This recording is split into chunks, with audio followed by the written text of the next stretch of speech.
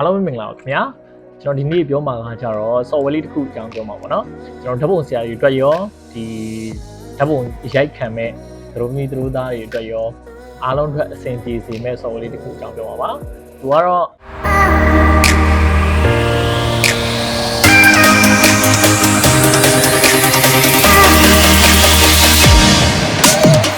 Pinterest software ပေါ့နော်သူကကြတော့ကျွန်တော်တို့ဓာတ်ပုံဆရာတွေဆိုရင်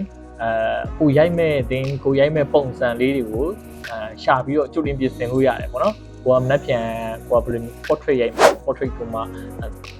ဘယ်လိုပုံစံမျိုးလေးရိုက်မှာလဲပြီးရင်ကိုရိုက်မဲ့နေရာ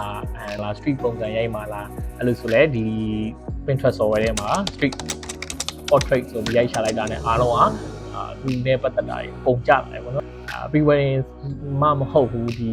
ဓာတ်ပုံရိုက်ခံမဲ့သူတွေဆိုရင်လည်းဒါတို့သားလေးတွေဆိုလည်းကိုရိုက်ချင်တဲ့ပုံစံလေးတွေကိုချိုးတင်စဉ်းစားလို့ရတယ်ပေါ့နော်သူ့ကိုအသုံးပြုဖို့ဆိုရင်ကကြတော့ကျွန်တော်တို့ Gmail account တစ်ခေါက်လိုတယ်ပေါ့နော် Gmail account တစ်ခေါက်နဲ့ login ဝင်လိုက်တာနဲ့ရတယ်ပေါ့နော်ကျွန်တော်ဒီမှာရိုက်ရှာလိုက်မယ်ပေါ့နော်Pinterest ဆိုပြီးရိုက်ရှာလိုက်တာနဲ့ဒီမှာ Pinterest ဆိုပြီးကြားလာတယ်သူကကြတော့ဒီ website ကနေလည်းaccount ပေးပြီးဝင်လို့ရတယ်ဒါမှမဟုတ်ရင်ကျွန်တော်ဖုန်းထဲမှာဆိုရင် download ချထားလို့ရတယ်ပေါ့နော် application သဘောအနေနဲ့download ချထားလို့ရတယ်ပြီးရင်ကျွန်တော် account ဝင်ပြီးရတဲ့ဒီ application တန်းဝင်လိုက်တာနဲ့အကုန်တန်းရောက်သွားတယ်ပေါ့နော်ဒီ account ကိုတန်းရောက်ပါတယ်ကိုကကိုရီးယားဆက်ဆံတင်းလေးရိုက်ချင်တာ pre-wedding ကိုမှကိုရီးယားဆက်ဆံလေးရိုက်ချင်တာဆိုလဲဒီမှာကိုရီးယား pre-wedding ဆိုပြီးရိုက်ရှာလိုက်ရင်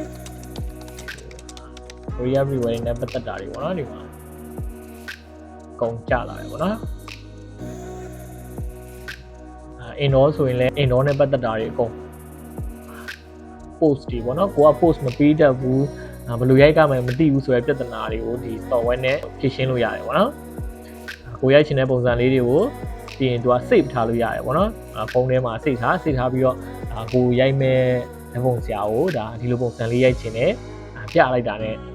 ဓာတ်ပုံဆရာလည်းသိပြီပေါ့နော်ဒီလိုပုံစံမျိုး setting တော့တူအောင်မတူရင်မတူလိုက်မယ်ဒါပေမဲ့ post လေးတွေကတော့အနည်းဆုံးတူအောင်ဓာတ်ပုံဆရာရိုက်ပြီးလိမ့်မယ်ပေါ့နော် design လေးပေါ့နော် design လေးဆွဲတာတော့ဒီမှာအများကြီးရှိတယ်ပေါ့နော်design ဆိုလည်းပေါင်းထားတာပုံ2ပုံ3ပုံပေါင်းတာတို့ဒီပုံထဲမှာပဲကျွန်တော်တို့စာကို font တက်လာလေးပေါ့နော်ရေးတာတို့ဒါလေးတွေဆိုရင်လည်းဒီမှာကအလွယ်တကူရှာလို့ရတယ်ဒါလေးကတော့ဒါ